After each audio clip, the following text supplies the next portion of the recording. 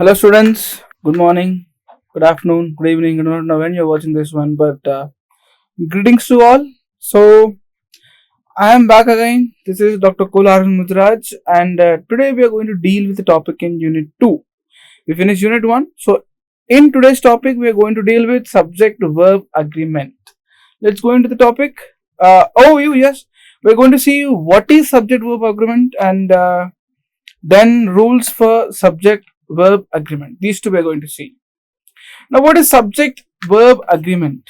Okay, every sentence has a subject who is action doer and verb, what is the action. This relation is subject-verb agreement. So, verb should match with subject. Subject is noun here. This is verb. It's written here. Okay. Now, how should it match? It depends on the person and the number of subject. Person means first person, second person, third person. In that way, based on the person and also the quantity of the subject, whether the subject is singular or plural. Based on these things, the relationship exists. Now let us see some examples. Now see, dog bark. Dog is noun, subject, bark is verb. Dog bark. It doesn't match. Now why it doesn't match? We'll see. But try to understand. This is how we check the relationship. It's not right. Dogs barks. No. I think many of you know this one. You can cross check. Dogs bark. This is right. Dog barks. This is right. I eats. Wrong. I eat. It's right. They was late. Wrong. They were late. Right. Now many of you know these. And you know these not by learning rules. It's your intuition. Through your intuition, you're able to say that this is right, this is wrong. This is right combination, this is wrong combination. Now let us go into the rules. But this is subject-verb agreement. Now, first rule with auxiliary verbs and main verbs. How should the auxiliary verbs and main verbs be based on the subject? Now, first let us see auxiliary verbs. We're going to see be forms and have, has and had. These auxiliary verbs we are going to see. First, be forms. Let's see what are those be forms. Many of you know, maybe already knowing these, but quickly let me say what are be forms and how should they be used. Now see be forms. Now am, is, was, are, were. These are be forms. Now as per present tense, am and is are singular be forms. As per present tense, are is the plural. That means are is plural for am or is. And these are in present tense. Now coming to past, was is singular in past and to this was, were is plural. Okay, these are be forms. Now how should these be forms be? Based on the subject. Now in subject we have first person, second person, third person. Now I am talking to you people. Now I am the speaker. For me, I am the first person. I am first person. You are listening. You are second person. Now in this scene, we both are there. I am first. You are second. Now anyone who is not in this scene, if you talk about them, for example, if I am talking about Dhoni, with you, now we are talking about Dhoni, but he is not there in the scene. Now Dhoni is third person. Okay, first person, your second person, any person or object which is not in the scene, but we are referring to them or it. Those are third person. Okay, so first person, second person, third person. Now first person singular is I. First person plural is we. If group of people are there, I am referring to group. Okay, then we. In second person singular, you. In second person plural, also you. You is for singular and plural as well. The third person, he, she, it, or person's name, Dhoni. It can be proper noun also. Singular. If it is plural, simple, they. So these are first person, second person, third person in singular as well as plural. Now for these forms, how should an auxiliary verb be? And precisely we are talking about be form. For these, how should a be form be? See this one. First person singular and third person singular. That means first person singular, this one, and third person singular, these. Only these two get singular verb. Okay, you see, am and was singular, is was singular. So only first person singular, third person singular. Only these two get singular verb. All others have plural verb. Let's see. See, first person plural, we. Plural verbs we have are and were are plural. Second person singular, you. Are and were plural verbs. Second person plural, are and were plural. And third person plural, are and were plural. So only first person singular and third person singular, you get singular be forms.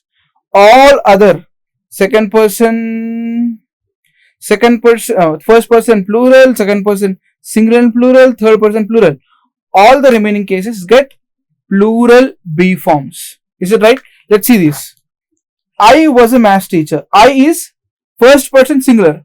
First person singular, singular verb. Was singular verb. Correct. Dhoni. Dhoni is third person singular. Third person singular, you get singular verb. Dhoni is singular. Correct. Pushpa 2. This is not a person, object, movie, noun. So third person singular. Third person singular should have singular verb. But we have are here. Are is not singular verb. It's a plural verb. So this is not right. It should be Pushpa 2 is releasing. Now you were sleeping. You. It can be second person singular, second person plural. But in both the cases we get plural verb. Were is plural. It's correct. You are sleeping in the class. You. Again second person singular, plural as well. For this plural verb. This is right. I hope you understood with be form. Now let us see with has, have, had. Is another auxiliary verb. Now in present tense we have has and have. In the past we have had, plural also had. Now rule for has, have, had, and also main verb. Main verb in the sense generally this walking, singing, sleeping, playing, these are regular verbs. So rule for has, have, had and regular verbs. Rule is same for these. But before going to the rule, this is important. See this one. Now see. Now walks. Now we have walk and walks. This S is not there. Sing and sings. Sleep and sleeps. Play and plays. Here on the right you don't have S. Here you have S. Okay. But here verb with S is considered as singular verb. This is for regular verbs. Words without S are considered as plural verbs. Please understand this. Please remember this one. Okay. Now coming back to rule. Now what is the rule? See here. Only third person singular verb.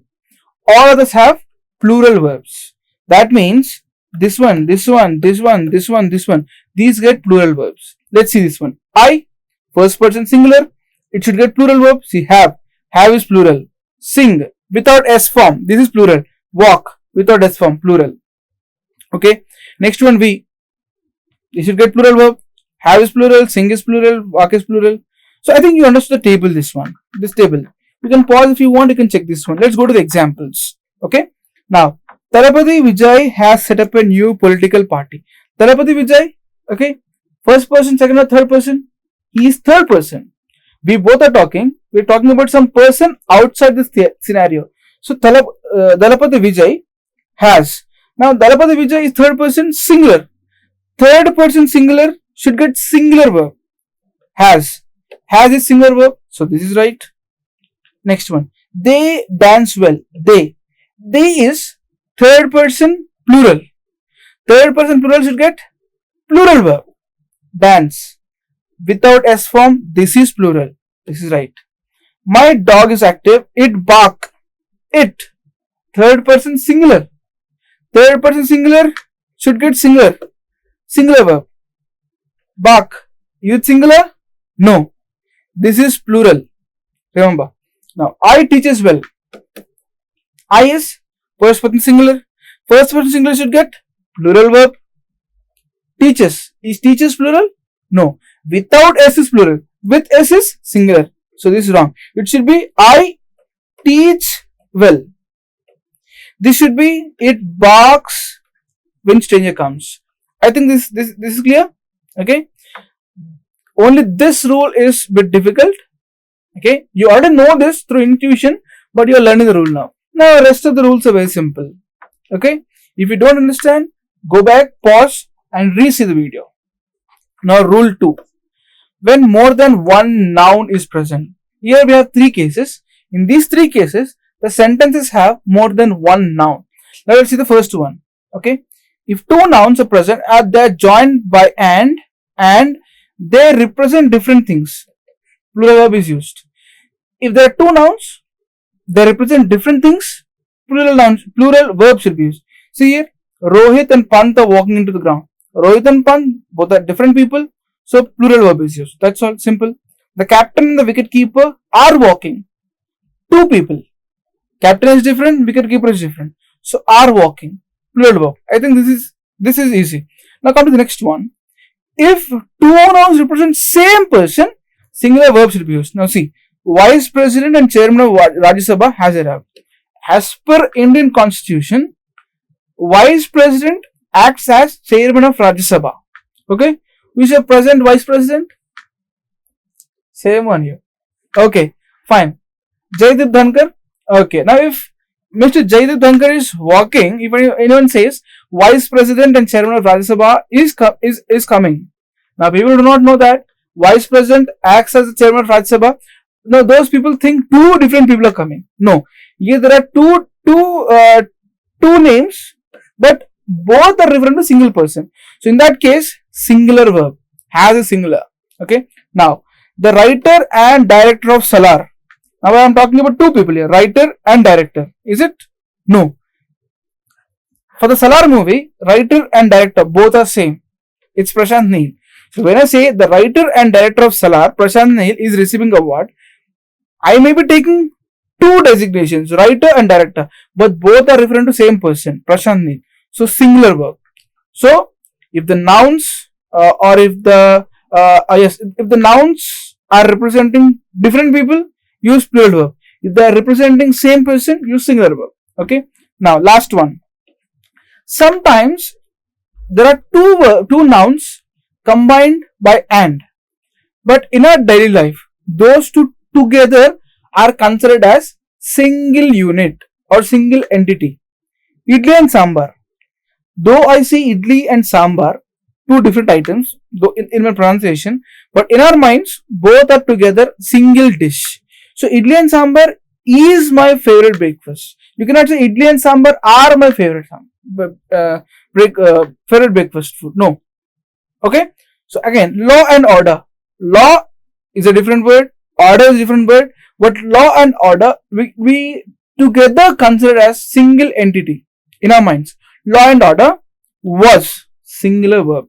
So sometimes you get 2 nouns, but both together are considered as single entity. In this case, you will use singular verb. Okay. Now coming to rule 3, when referring to quantity or money. Okay. So whenever you refer to quantity, though it's plural, you will always use singular verb only. See, 42,000 is the approximate number of people who died in Israel-Gaza war. I'm sorry, printing mistake. Since, okay. See, 42,000. This is not the present details. This is till 2024. Now, till today, it might have reached to some 60, 70, 80. Who knows? We don't bother, right? Fine. Fine. 42,000 is. See, 42,000 is plural. But still we can't say 42,000 are the exact number. No, is. Okay. Now next. 622 kilometers is the distance between Hyderabad and Chennai. How many of you like Chennai? I expected a clean beach in Chennai, but I didn't find one. Fine. Okay. 622 is plural. But you cannot say 622 kilometers are the distance. 622 is. Okay. Next one. When either or, neither nor is used. Now, first we'll discuss this one, then we'll go to first one. Now, with either or and neither or, if 2 nouns are combined, see, neither the girl nor her friends. Here we have first noun, you have second noun. Okay. Now, in these both nouns, whichever is closer to the position of verb, this is the position of verb, to this one, this is nearer. So, this verb should agree with this noun. This noun is plural, so this verb should be plural. Okay, check for the nearest noun to the verb's position. Now let's see the next example. Neither her friends nor she. First noun, second noun. It's pronoun but subject. First subject, second subject. This is a verb position. This is nearer to this verb position. This is singular, so this verb should be singular.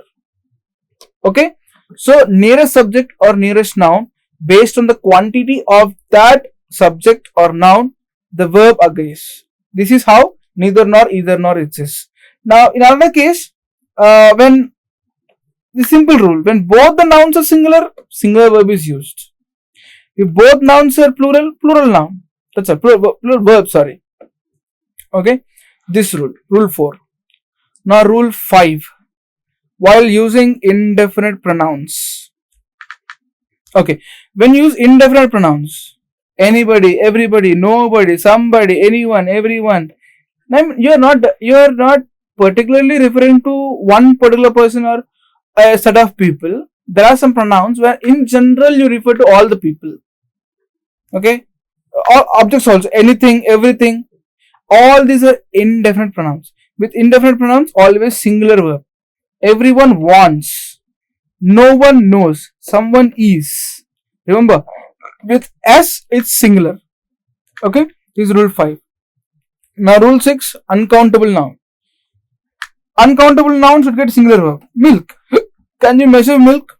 Yes, there is quantity measurement in liters, but can you count milk? It's uncountable. Can you count love? Yes, love is blind. Can you count love? No, it's not possible. So these get singular verb. Milk transforms. Love is blind. Love is blind. Fine. Rule 6, I think this is the last one. No, we have one more. Fine. Rule 6, when collective noun is present. See, there are some collective nouns. Collective nouns in the sense a group of people referred with a single word is collective noun. Okay, you have examples here. Some collective nouns, the plural form does not have yes in the word. For example, police. Single police coming, you say police. 10 police people are coming, still you say police. Okay, no, you cannot say polices. Okay, so with collective noun, plural verb is used. See, police are coming. Police is collective noun, so police are coming. Cattle. Cattle means group of cattle. Cattle feed. This is plural verb without S form. Cattle feed. Fish eat. Okay, with these collective nouns, only plural verb. And the next one, there are some collective nouns which can have plural verb also, but it depends upon how you are perceiving that collective noun. For example, jury is hearing the case. The jury are discussing the verdict. Generally, in the courts, the judgment is not given by single judge. In several times, there are 3 judge bench, 5 judge bench. Okay, there are group of people, group of judges. They listen to the case, arguments, and all of them, they come up with their opinions kind of thing. So for example, see the first one, the jury is hearing the case. That means here singular verb. That means I am considering all the people. If for example, there are 3 judges there, 3 judges sitting, I am referring to them. All 3 people are single unit. Jury. All 3 together are single unit. If we are looking at them as single unit, then singular verb. So is means that. Another case, the jury are discussing their verdict. That means they listen to the arguments. Then the jury, they are talking to each other. First person talking to second person, third person saying the opinion to 1 and 2, second person sharing opinion to 1 and 3. So these people are talking among themselves. So I am seeing that 3 people, 3 individual people discussing. So in my mind, there are individual units now. If it is like that, use are. So when collective noun is there, collective noun means group of people or objects. If you are seeing them as individual units, then use plural verb. If they are seeing them all together as single unit, then singular verb. Okay. Then last one, yes. Last one, when s is present. Yes, there are some words, okay, which end with s, but still we consider them as single object. Okay, see, scissors. Let's see spectacles. I have my spectacles. Now, in general, we treat this one as a single object. Single object. You cannot say my spectacles breaks easily. No. Here, you choose plural verb. Here, two spectacles. Even scissors. Scissors. Actually, there you have two knives to a scissor. Each knife is called a scissor. So both together are called as scissors. Okay. So the scissors are put. Trousers, the pants which you wear. Okay. Trousers. Don't consider the trouser. See, to see, that is single object. To a general mind, single object, but it should be considered as plural. So trousers, look. Look is plural verb. So here there are some words. In a general sense, we consider them a single object, but there are actually plural. Those get plural verb. So these are the rules. So quickly let me revise. So first rule, if you are using be forms, okay, only first person singular, third person singular get singular be form. Remaining all plural be form. Now with has, have, had and regular verbs, only with third person singular you get singular verb. Remaining all plural verbs. Okay. When there are two nouns present in a sentence, if they are different nouns, plural verbs. If they are different to same person or same object, then singular noun. Sometimes there are two nouns joined with and, we consider them as single entity like law and order, idli and sambar, then singular verb. Now rule 3, with quantities always use singular verb only. Singular verb. With either or, neither or, okay, when you have two nouns here, look for the noun which is nearest to the verb position. If that verb is singular, use singular verb. If that verb is plural, use plural verb. With indefinite pronouns, always use singular verb. With uncountable nouns, also use singular verb. Collective nouns always get plural verbs, except there are some collective nouns where if you are looking at it as a single entity, use singular verb. If the objects or the people in the collective noun there, if you are referring to them, if you are seeing them as individual people or objects, then use plural verb. Then I think last one. Yes, last one. This last one, sometimes toward general sense we consider them as single object, but they are plural words. Scissors, spectacles, trousers, those words you always have plural verb. Okay. Now pause this video for 2 minutes. Write the answers. Pause.